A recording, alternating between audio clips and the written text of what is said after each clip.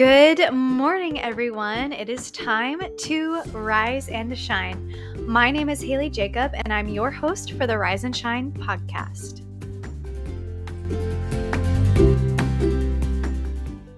Okay, hello, everybody. I hope that you are having a wonderful day so far, and I hope that you guys had a wonderful Holy Week and Easter. Now I'm thinking about when this comes out, not last week, but the week before, technically. So I hope that you guys enjoyed the Holy Week episodes, the episode every day. I hope that you guys liked that because, not gonna lie, it was it was a lot. It was a lot of recording. It was a lot of work and planning. So I hope that you guys enjoyed it. I enjoyed making them. I enjoyed studying that. So I hope that you all got as much out of it as I did, because I definitely had a blast doing it. So I hope you had a wonderful Easter. And it feels like, because I didn't do an episode, because I did 8 episodes straight, I didn't do an episode the Monday after Easter. I wanted to let that week soak in, and I wasn't ready. I wasn't ready for us to have a new episode after that. I just wanted that to soak in, because that was a lot. That was a lot to take in. It was a lot to think about, a lot to journal about if you were journaling. So I wanted to let that be it for a minute. But I'm glad to be back. So because of that, it feels like it's been a long time since I've recorded, even though like it really hasn't. It just feels like it has. So I'm glad to be back in the recording chair.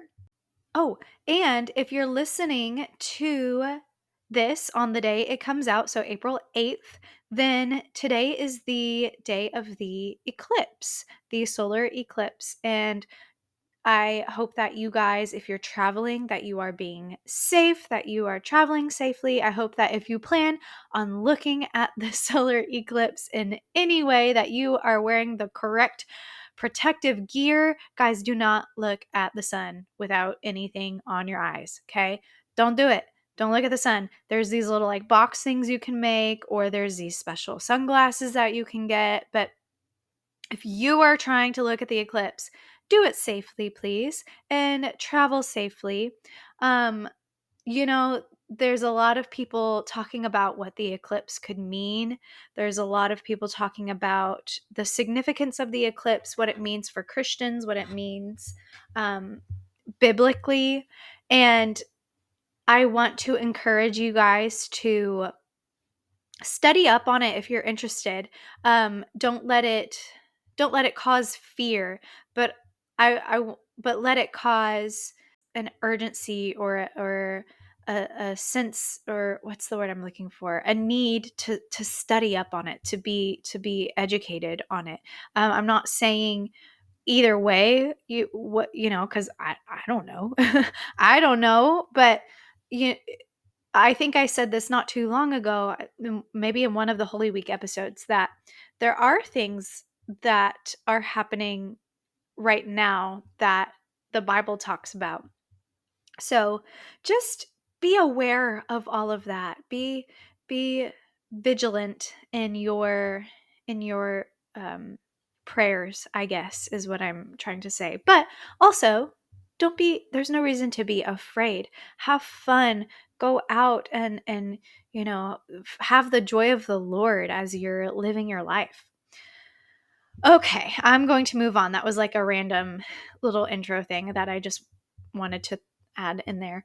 So lately, I've been having a lot of conversations, it seems like this past week, about the idea of people's words versus people's actions.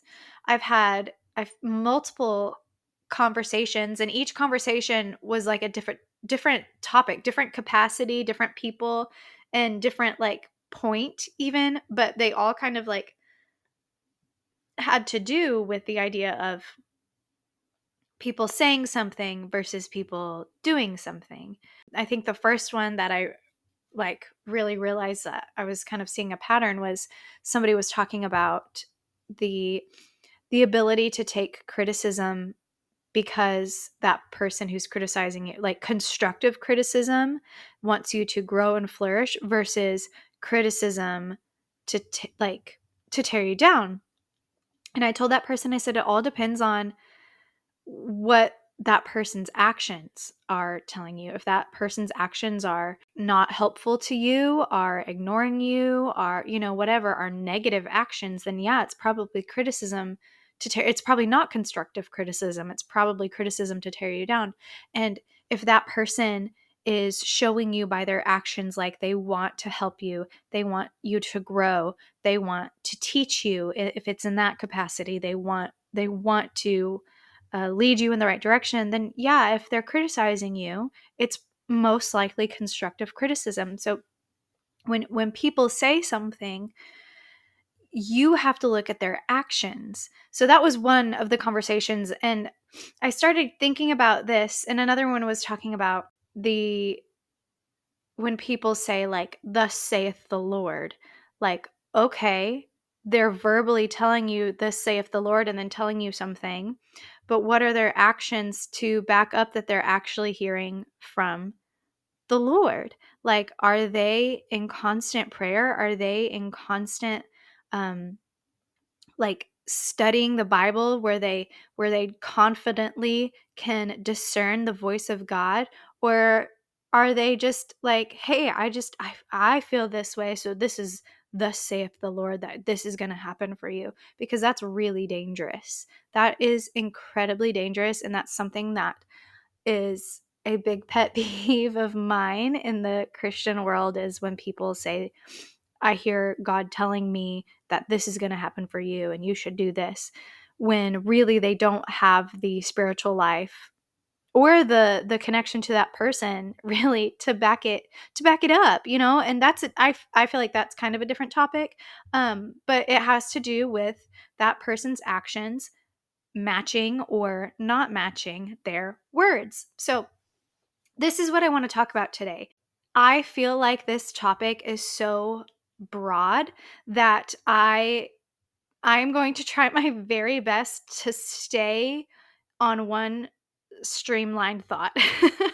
To be honest, and you guys have probably picked up on this by now. Like, listening to me, if you've listened to me over any course of a couple of weeks, you've probably picked up on, I'm a person that, like, I get distracted very easily on like where my like line of thinking can go. And truly in my mind, my line of thinking makes sense. But I can see how, if you're not in my brain, how sometimes those connections are not super obvious. So I'm going to try very carefully to stay on one streamlined thought, because this topic I do think can branch out into several different subtopics. And if you hear a subtopic that I don't go deeper into and you would like me to go deeper into, hey, guess what? You can send me an email. You can send me a voicemail. You can, if you have my number, you can shoot me a text message. I'm not going to put it on the podcast. So if you don't have it already, then do one of the other options. But if you have a question or something, or a subtopic of this that you would like me to jump in a little bit deeper, because again, my brain does have a lot of subtopics to go with this. But all right, that being said, let's move on. So I was reading Sadie Robertson's book, Live on Purpose, and it's like a cute little like devotional. It's I think there's 100 devotions in it, so you just read one a day, or however you want to read it. And that day's topic was about making sure that you're living for God in private and not just claiming it and putting on a show in public and then not actually living for God in your private life. And so that really connected for me about the actions and words versus like the private life and public life of a Christian. And so those are the two things I'd like to talk about today, and how they kind of go with each other. And the more I thought about it, the more I started thinking about how we as Christians really need to be aware of this for many reasons. So I want to dive into this topic today. So it's the topic of words versus actions, and how we as Christians need to make sure that our actions and our words line up, and line up with each other. Not only line up with each other, but line up with the Word of God. So grab your coffee, find your comfiest chair, and let's rise and shine.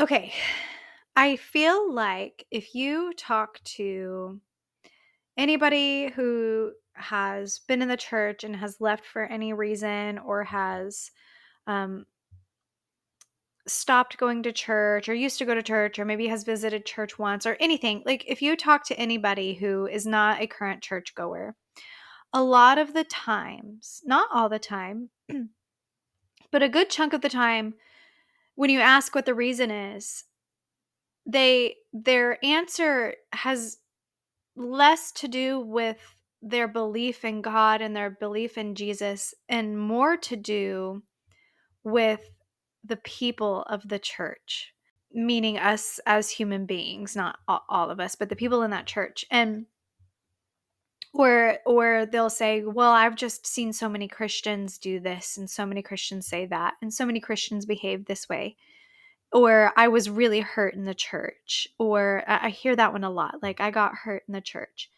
And the first thing I want to say about that is, I'm sorry that that is the first taste of Christianity that you had.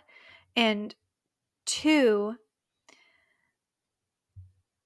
the church is, the people in the church are still human, and we should not look to people for salvation and perfection, but ultimately our faith should be put in Jesus, and not in any human being, but in Jesus. And so I know that's tough, but that being said, and that kind of getting that initial thought out of the way, it's sad to me that that is the reason why a lot of people stop going to church, that people see hypocrisy, or people see somebody go to church and act one way on Sunday, and then maybe they work with them on Monday, and at work they're a totally different person. Maybe they speak differently, maybe they behave differently, maybe they dress differently, maybe they don't even talk about Jesus or God, or maybe it's as bad as then they turn around and deny God or mock God, or whatever it is. I think that you guys kind of get the point, that a lot of people are turned off by the fact that in their mind they see a lot of Christians not living out what they speak. These people will say, well, Christians tell us that I have to live this way and be that way and behave this way. But then they turn around and they go off and party, or they go off and drink, or they go off and use these words, or whatever the issue is. So I kind of want to tie this into the idea of our actions versus our words, and how we as Christians need to line those two things up with each other, like I said, and then line them up with the Word of God. Because if we are not showing with our actions that we are followers of Christ, it doesn't matter what we verbally say. People are going to look at our actions first. That is just a universal thing that people do. It's like, yeah, you can tell me something all day long, but until I see it, I see you do it, I'm not going to believe it. It's a little bit different than than the doubting Thomas we talked about in Holy Week. Thomas did not believe that Jesus rose from the dead until he saw it. But what we need to think about is, we as Christians are supposed to be imitators of Christ. And if we speak one way and then we do something different, that is not imitating Christ. That is not representing Christ well.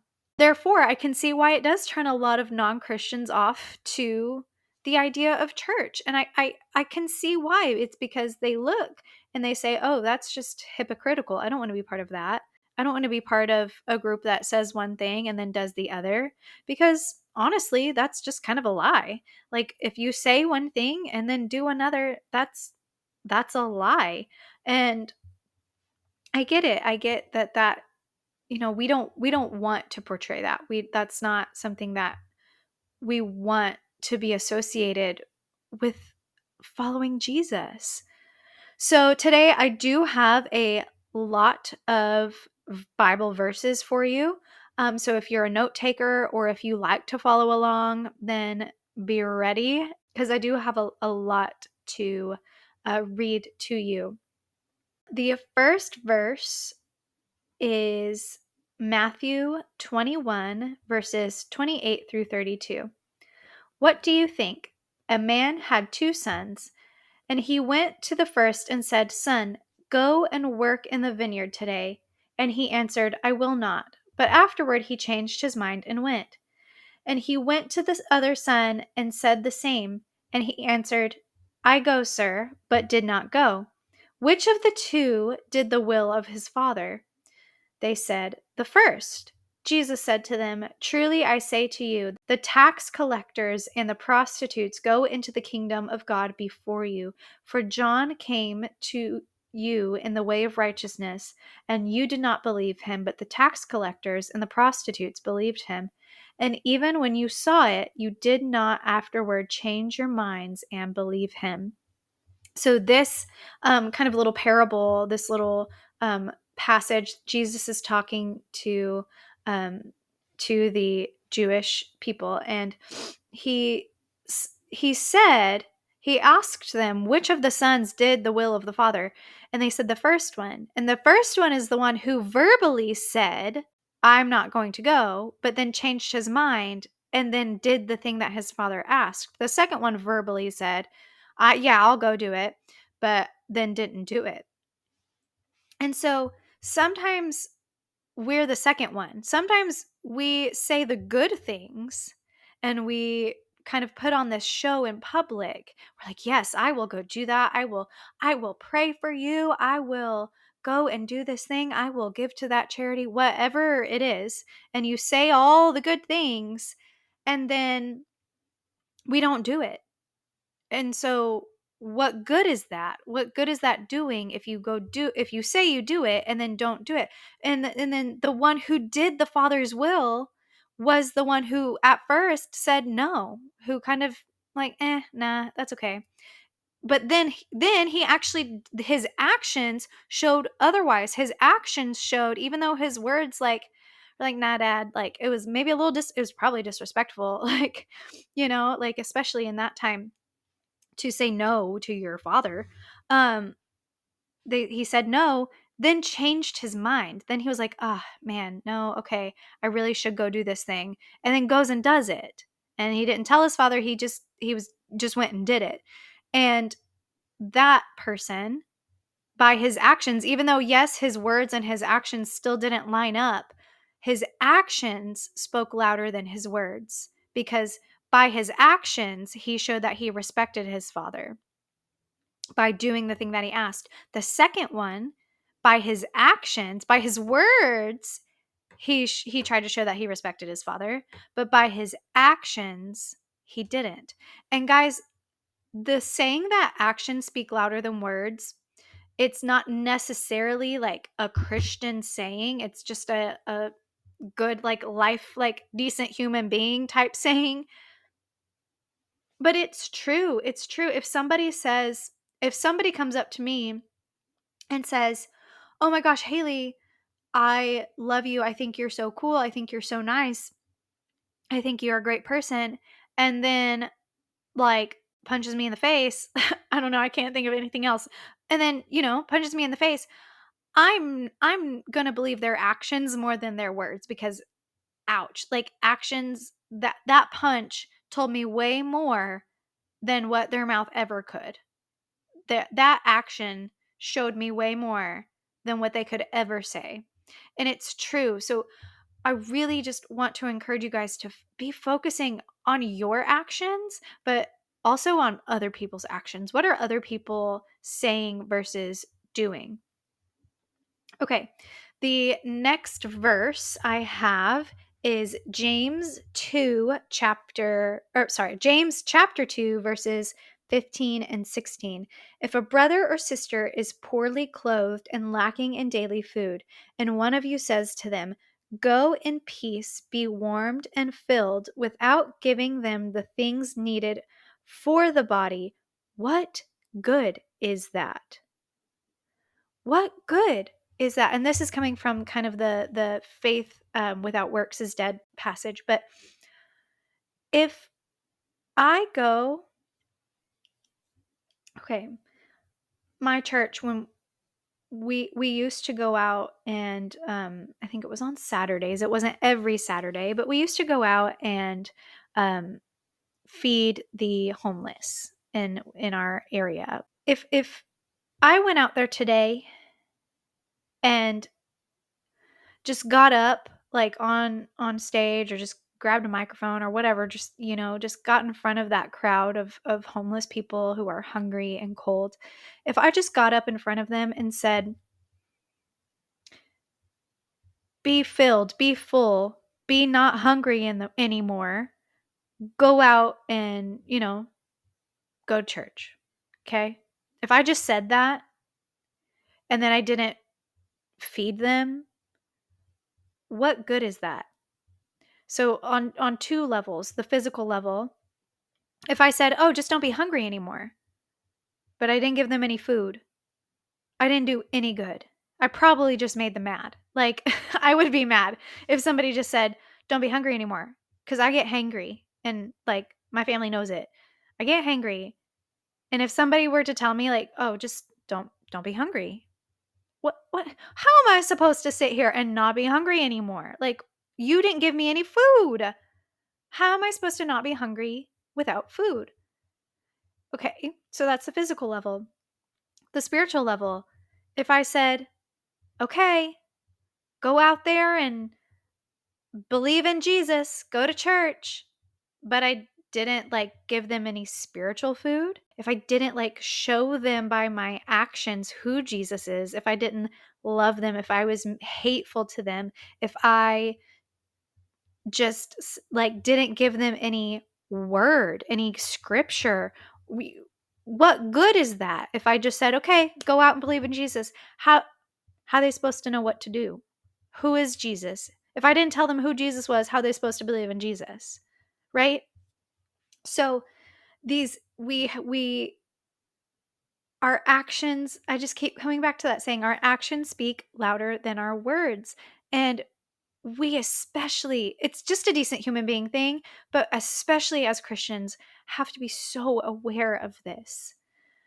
Okay, our next, I've got two scriptures kind of in one. So Luke 6:46 says, "Why do you call me Lord, Lord, and not do what I tell you?" And then kind of in the same vein, Matthew 7:21 through 23 says, "Not everyone who says to me, 'Lord, Lord,' will enter the kingdom of heaven, but the one who does the will of my Father who is in heaven. On that day, many will say to me, 'Lord, Lord, did we not prophesy in your name, and cast out demons in your name, and do mighty works in your name?' And then I will declare to them, 'I never knew you. Depart from me, you workers of lawlessness.'" Ouch.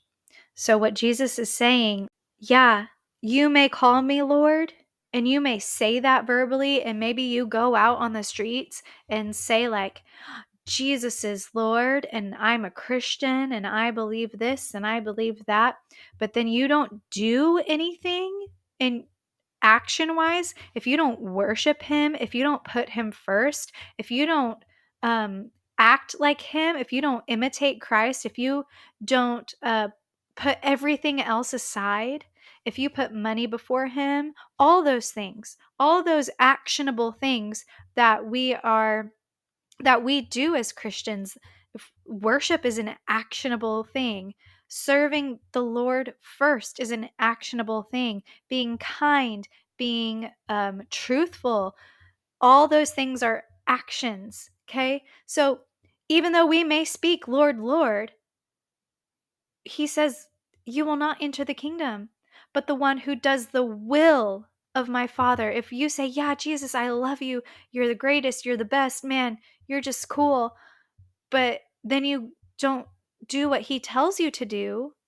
You don't follow his will, and you go off and you do whatever you want to do, and you don't follow the commands that he commands you to do, or follow the path in life that he has planned out for you, and you go and create your own path, then you won't enter the kingdom of heaven according to Jesus.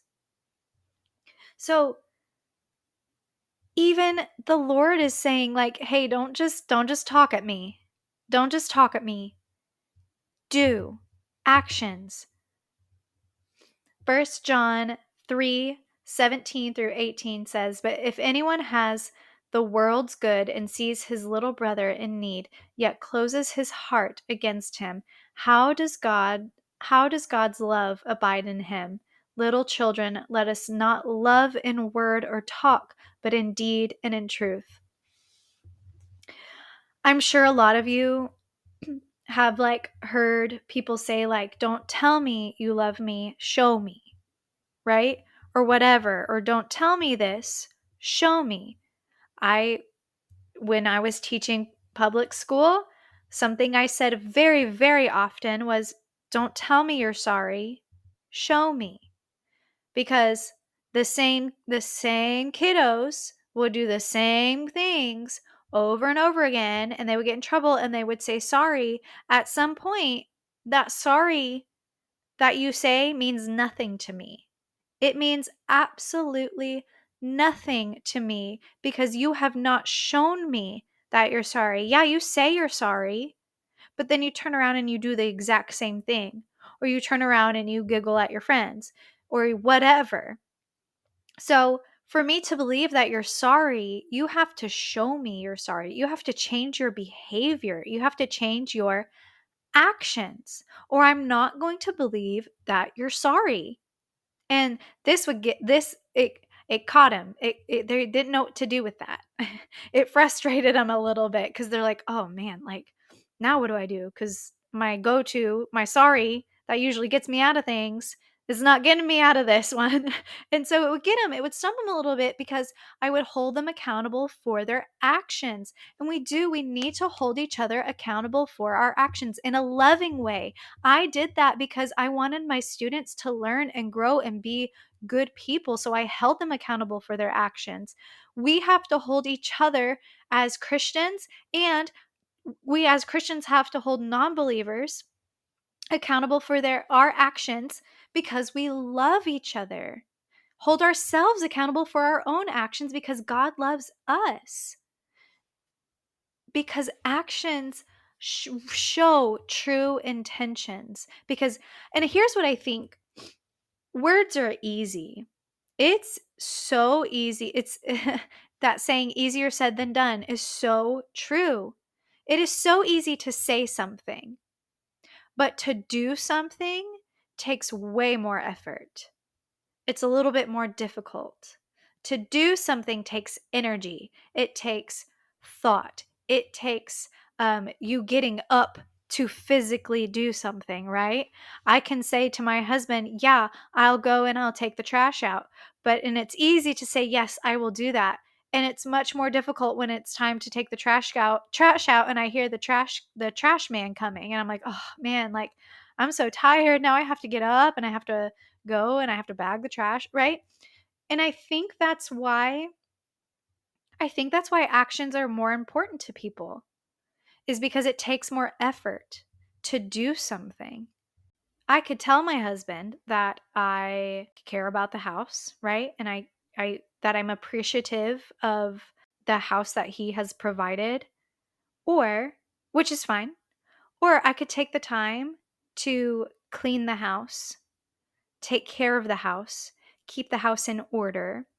And while he would appreciate me saying, "Yes, I appreciate you," it probably means a little more to him that I reciprocate that by showing him, "Hey, this is how much I am appreciative. I'm going to take the time to take care of this thing that you've provided for me." Does that make sense, guys? Titus 1:15-16. To the pure, all things are pure, but to the defiled and unbelieving, nothing is pure. But both their minds and their consciences are defiled. They profess to know God, but they deny him by their works. They are detestable, disobedient, unfit for any good work. This verse is saying that to the defiled and unbelieving, there are people who will profess to know God, who will say, "Yes, I'm a believer. I know God. I'm a Christian."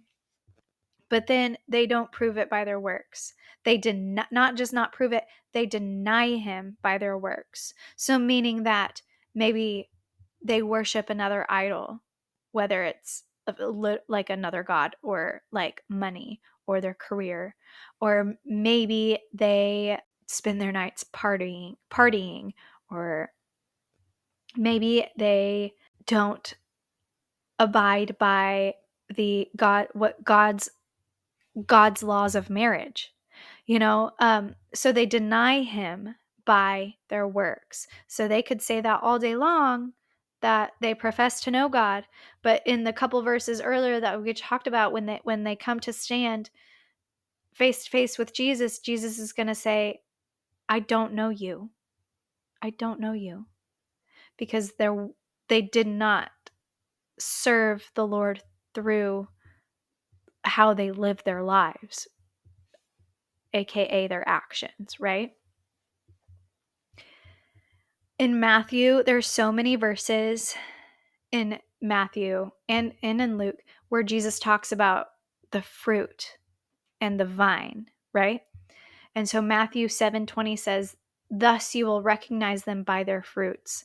So we can talk about how pretty our tree is all day long, and we can tell people, "Yes, our tree is healthy, our tree is awesome, it's beautiful." But if somebody comes over and looks at your tree and there's no fruit, so say it's an apple tree, and you can talk about how tasty your apples are and how pretty your apples are and how many apples the tree has. But if somebody comes over and either there's no apples, or the apples are rotten, or the apples are small, or the tree is like sick and dying, then that's something that totally different, right? We know, judging by the tree, by the looks of the tree, that person did not take care of the tree, right?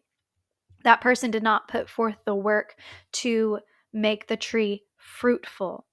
And they said it, they talked like they did, but looking at the tree says a different story, and looking at the tree is more proof than what their words say.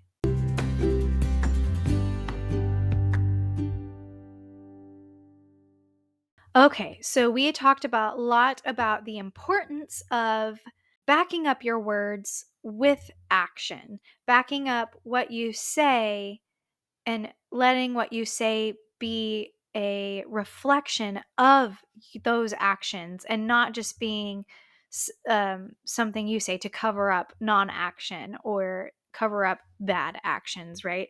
So how do we as Christians make sure that we are lining those two things up, and lining up those two things with what God commands us to do? So this is kind of where that Sadie Robertson book was leading, about talking about how we serve God in our private life is more important than how we what we say in our public life, because whatever our private life looks like, that's going to overflow. It should overflow in our public life, right? So if the point being, if you are not like spending time with the Lord, not spending time in scripture, not spending time in prayer, but you're saying all these things, eventually that disconnect is going to overflow into your public life, because everything you're saying is just going to fall flat, right? There's going to be evidence, even though you're saying one thing, there's going to be evidence that that is not happening in your private life. And then the reverse is true. If you are soaking in the word, if you are praying, if you are just in love with God and spending time with Him in your private life, then that joy, that peace, that knowledge even is going to overflow into your public life. Not saying that you should go out and brag about it, but people are going to be able to see it. People are going to be able to hear it. Again, that verse that we just talked about, thus they will know you by their, or recognize them by their fruits. You don't even have to tell people sometimes, just because of how people should be able to know that you are a follower of God by the way you are living out your life, by your actions, by your words, by the way you treat people. That's how people should know. So Matthew 15, verses 17 through 19 says, "Don't you see that whatever enters the mouth goes into the stomach and then out of the body? But the things that come out of a person's mouth come from the heart, and these defile them. For out of the heart come evil thoughts, murder, adultery, sexual immorality, theft, false testimony, slander." So all these verses are going to talk about whatever you have in your heart, whatever you put in your heart, that's going to come out of your mouth, right? Luke 6:45, "The good person out of the good treasure of his heart produces good, and the evil person out of the evil treasure produces evil. For out of the abundance of the heart, his mouth speaks." So, those people who may be speaking really good things and saying all like the nice things, all the right things, but their actions are not consistent with that, then that person's heart is full of lies and deception, because that's what that is. If they're saying that but then not doing it, then that's a lie. So if your heart produces good, then good is going to come out. And then if a person out of his evil treasure, that's going to produce evil out of the abundance of the heart. So whatever you fill, literally abundance, you're filling up, whatever you are filling your heart up with, that's what's going to come out. If you are constantly listening to like rap music, I'll rephrase, rap music that has bad words, that talks about violence, that talks about immorality, right? And you're constantly jamming out to that, that's going to fill up. If you're constantly watching things that you should not be watching, then that's going to fill up your heart. And then that's going to cause things like anxiety, anger, frustration. And then guess how you're going to behave towards other people? You're going to be angry. You're going to be anxious. You're going to be frustrated, right? If you're filling your heart up with the word of the Lord, if you're letting Him fill your heart up with His joy, His peace, His mercy, His grace, then guess what's going to flow out? All of those things to other people. Matthew 12:33 through 35 says, "Either make the tree good and its fruit good, or make the tree bad and its fruit bad. For the tree is known by its fruit. You brood of vipers, how can you speak good when you are evil? For out of the abundance of the heart," here it is again, "the mouth speaks. The good person out of his good treasure brings forth good, and the evil person out of his evil treasure brings forth evil." So this is just it's Matthew's version of what Luke just said, the same event. But I like how this one is worded. "Either make the tree good and its fruit good, or make the tree bad and its fruit bad. For the tree is known by its fruit." You know it's an apple tree because it produces an apple. You know it's a pear tree because it produces a pear. How can you speak good when you are evil? How can an apple tree produce a pear? It can't. It can't. And a pear tree can't produce an apple because that's not the seed. That's not what kind of seed it was. If the seed was a pear seed, then it's a pear tree. If the seed was an apple seed, then it's an apple tree, right? So I encourage you to look at your actions, look at your words. And anytime I talk on the podcast, like I'm speaking to myself too, like make sure that your actions and your words are lining up with each other so that nobody can call you a hypocrite. And again, we all make mistakes. I'm not saying that, people make mistakes, but make sure that you are living a private life that is worthy and acceptable and pleasing to God, so that when you do talk about those things in your public life, that people can see it, that people can see that fruit, that people can't call you a hypocrite because they can see that what you say is what you do, and that they can trust you, and that they can see the truth of God, that Jesus, they can see that in you. I hope this made sense, and I apologize for any tangent that I went off of. Like I said, this could have gone in so many different directions. And if you have a question that would have led into a different direction, please ask me and I will address it on the podcast. I hope you guys have a blessed day. Thank you all so much for listening, and if you enjoyed this episode, please share it with your friends and leave a review. You can also subscribe for new episodes every Monday. If you have any questions or topics you'd like me to discuss, you can send me an email at haylee.riseandshine@gmail.com. That's HAYLEE, and the word "and" is spelled out. Or you can send me a voice message on your podcast app. Simply go to the show or episode page and click on the link that says "Send in a voice message." Now, go out there and shine your light.